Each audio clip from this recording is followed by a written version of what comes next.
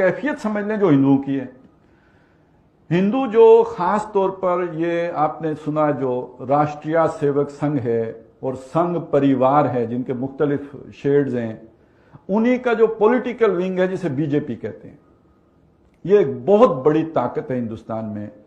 और ये ताकत, इसके जो डांडे हैं, ये उस ताकत के साथ मिलते हैं जो औरंगजेब आलमगीर के साथ बरसरे पैकार है, मरहटा ताकत।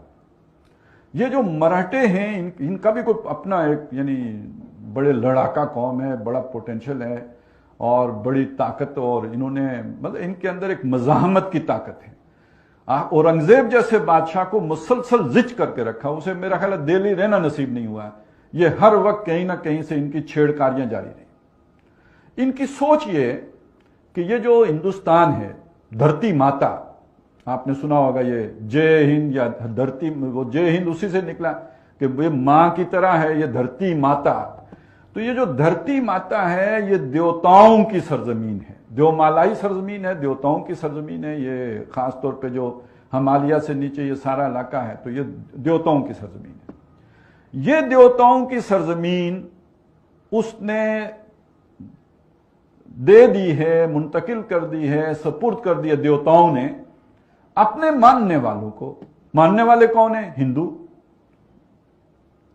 अब जो उनको मानता नहीं और यहां रहता है वो दरहकीकत पलीद है, नापाक है और उसको यहां रहने का कोई हक नहीं। ये इनकी सोच है।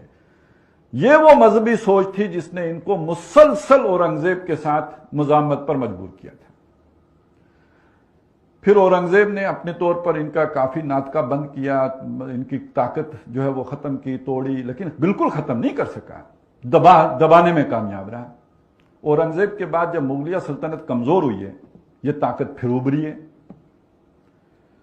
और ये नबी सल्लल्लाहु अलैहि वसल्लम के दीन का ये वाला जो मामला, खास तौर पे उसका ये जस्टिस और अदल वाला मामला, हिंदुस्तान में जिस शख्सियत ने सबसे भरपूर तौर पर सबसे पहले समझा है वो शाह वलीउल्लाह रहमतुल्लाह हैं। और शाह वलीउल्लाह वो शख्सियत हैं जिन्होंने मरहटा ताकत के इस उभार को भी देखा और उन्हें यह भी नजर आया कि हमारी मरकजी हुकूमत यानी मुगलिया हुकूमत इसको रोक नहीं सकेगी, मुकाबला नहीं कर सकेगी। तो उन्होंने अहमद शाह अब्दाली को खत लिखा और हिंदी मुसलमानों की मदद के लिए उनको आमादा किया। ये जो अहमद शाह अब्दाली ने हमला किया था, इसके पीछे जो जहन है, जो मास्टर माइंड है, जो जिनकी सोच कार फरमा है, उसके पीछे वो शाह वलीउल्लाह रहमतुल्लाह है। उन्होंने उन्हें दावत दी और बहरहाल अहमद शाह अब्दाली ने आके इनकी ताकत का जोर तोड़ा है। वगरना यह कि ये उसी वक्त मुसलमानों के साथ वो हो जाता, और वो जो हो जाता वो क्या है? वो उनकी सोच ये है कि हिंदुस्तान और स्पेन में मुसलमान बैक वक्त दाखिल हुए हैं सन 93 हिजरी में, और 1492 में स्पेन से मुसलमानों का खात्मा हो गया और हिंदुस्तान में ये भी बैठे हुए हैं। तो हम इनका वैसे ही खात्मा कर दें जैसे कि स्पेन से खात्मा हुआ था। तो बहरहाल अहमद शाह अब्दाली हमारे बहुत बड़े मोहसिन हैं कि जिन्होंने हिंदुस्तान के मुसलमान का तहफ़्फ़ुज़ किया और इस मराठा ताकत का सर कुचला। अलबत्ता कुछ अरसे के बाद ये फिर मुनज़्ज़म हो गए और अब इनके मुनज़्ज़म होने का दौर है। आज से यूं समझ लीजिए तकरीबन 80 साल 90 साल पहले जब खाकसार तहरीक उठी है तो हिंदू को एक खौफ महसूस हुआ, क्योंकि ये तकरीबन सेमी मिलिटेंट किस्म की एक तहरीक थी। बेलचा है तो बहरहाल बेलचा भी एक दर्जे का हथियार तो है ही, और उसके अंदर फिर ये कि चपरास चप भी है, यानी एक फौजी डिसिप्लिन भी है, नज़्मो ज़ब्त भी है। उससे हिंदू ने एक खौफ महसूस किया। उसके रिएक्शन में उन्होंने एक वैसी ही जमात बनाई, RSS, राष्ट्रीय सेवक संघ, और वो भी एक सेमी मिलिटेंट किस्म की जमात, और उसकी उन्होंने तश्कील की। और इसमें वो वॉलंटियर्स लेते थे जो शादी भी ना करें, यानी अपने आप को हमा वक्ती तहरीक के लिए वक्फ कर दें, और उनको बिल्कुल ऐसे नहीं कि कोई तनख्वाहदार होंगे। उसका अगर नक्शा हो तो अब हिंदू हैं वो बात कहने को दिल नहीं करता, लेकिन ये कि समझाने के लिए कि वो यानी अपना आप को ऐसे वक्फ कर देते थे जैसे असहाबे सुफा ने अपने आप को वक्फ किया हुआ है। वो शादी तक नहीं करनी।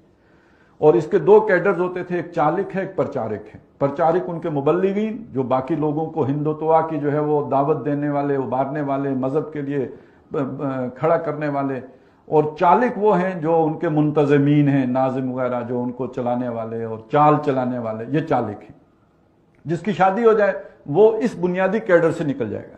جب انہوں نے پولیٹیکل ونگ بنایا تو وہ پھر اب اس میں چلے جاتے ہیں. ابھی آپ نے مودی صاحب نے شادی کی ہوئی ہے لیکن چھپا کے رکھی ہوئی ہے, بتائی ہوئی نہیں ہے. یہ وہی چکر ہے سارا, جو ان کا جو نیوکلس ہے پھر اس میں نہیں رہ سکتے کہ جس نے شادی کر لی ہو. تو یہ ہے در حقیقت وہ مرہٹا طاقت جس نے پھر RSS کی صورت اختیار کر لی. اور اس وقت ان کے جنون کی کیفیت کا اگر آپ نے اندازہ لگانا ہو, پہلے تو ان کی طاقت کا اندازہ لگائیں.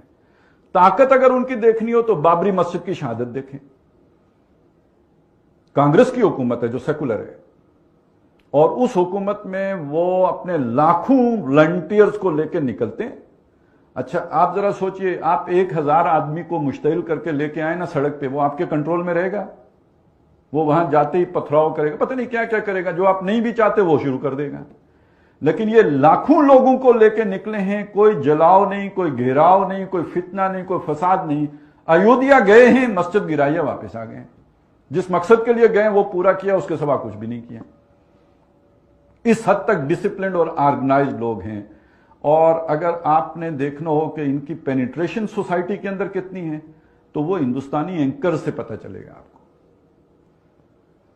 یہ بات میں کیوں کہہ رہا ہوں, آپ نے ان کو ان دنوں سنا ہوگا, وہ معقول لوگ ہی نہیں لگتے, پاگل جنونی لگتے ہیں نا. تو کیوں وہ جنونی بنے ہوئے ہیں؟ یہ جو ٹی وی اینکرز ہوتے ہیں یہ تو در حقیقت جو معاشرے کا ٹرینڈ ہوتا ہے اس کے مطابق بولتے ہیں. یہ ٹرینڈ سیٹر نہیں ہوتے, یہ معاشرے کو کسی رخ پر ڈھالنے والے نہیں ہوتے. انہوں نے دیکھنا یہ ہوتا ہے کہ معاشرے میں کیا شے پسند کی جاتی ہے, ریٹنگ تو اس سے بنے گی نا, لوگ کیا پسند کرتے ہیں.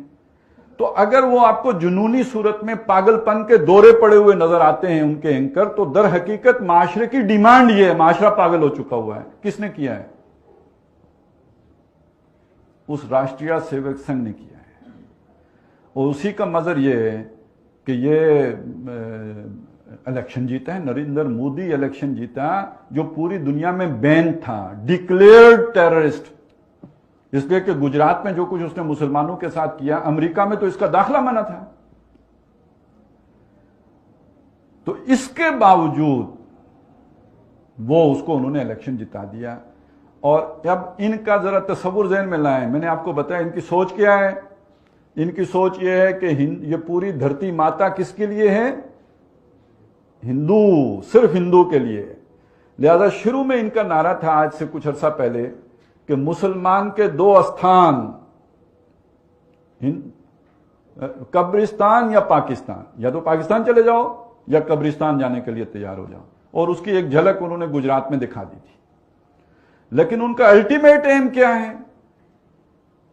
پاکستان کو بھی ختم کر کے جیسے اسپین سے مسلمانوں کا خاتمہ کیا گیا, پوری دھرتی ماتا کو اس ناپاک وجود سے پاک کر دیا جائے. یہ ان کا الٹیمیٹ گول ہے. لیکن پہلے مرحلے میں وہ کیا کرنے جا رہے ہیں؟ اس وقت آئین سازی میں, چونکہ ہندوستان کا آئین سیکولر آئین ہے, وہ عیسائیوں کو, مسلمانوں کو, سب کو ایکول رائٹس دیتا ہے, یعنی برابر کے شہری ہیں. یہ چیز وہ اس کمیونٹی کو جو یہ سمجھتی ہے کہ یہ دھرتی ہے ہی ہماری اور کسی کا حق ہی نہیں ہے یہاں پہ رہنا, وہ اپنے آئین کے اندر اس شے کو گوارا کر سکتے ہیں.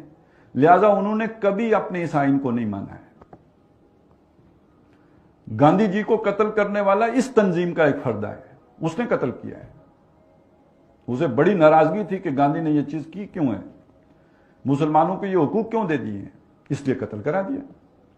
وہ اس آئین کو نہیں مانتے اور وہ چاہتے ہیں کہ آئین کے اندر تبدیلی کی جائے, اور اس تبدیلی کے راستے میں بس ایک رکاوٹ باقی ہے, 2/3 اکثریت. کیونکہ ایک تو انہیں چاہیے ہوتا ہے کہ جو بھی ان کی ریاستیں ہیں, شاید 29 ہیں یا 30 ہیں, ان میں سے آدھی ریاستیں اس ترمیم کے حق میں ہوں, وہاں اکثریت آپ کو حاصل ہو, تو 22 میں اکثریت حاصل ہے, وہ مسئلہ ہی نہیں.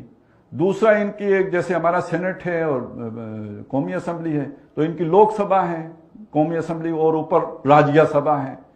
تو راجیہ سبھا تو منتخب ہو کے آئے گی ساری کی ساری, جو ہے وہ وہاں سے صوبوں سے, وہ تو ان کے اکثریت ہو ہی جائے گی. لوک سبھا میں انہیں 2/3 اکثریت چاہیے. یہ آخری رکاوٹ ہے.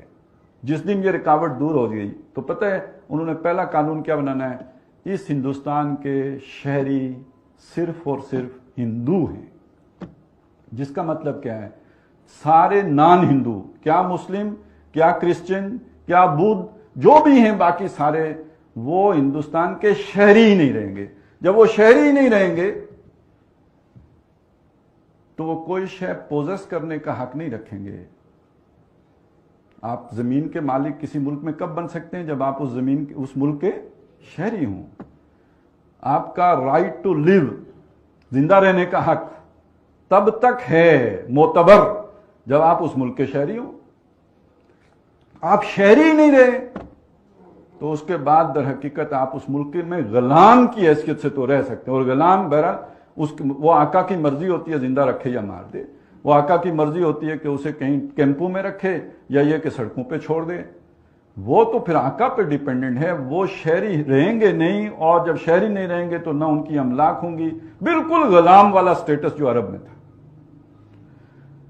और ये आपको लगेगा कि बड़ी ख्याली सी बात है, लेकिन जरा आप बर्मा का तो सफर करके देखें, वहां मुसलमानों के साथ ये हो चुका है। उनके शहरी हुकूक साकित किए जा चुके हैं, और वो खबरें आप पढ़ चुके हैं जो कुछ बर्मा में हुआ, और उसके पीछे यही ज़हनियत है। और यहां आके अब जो जोड़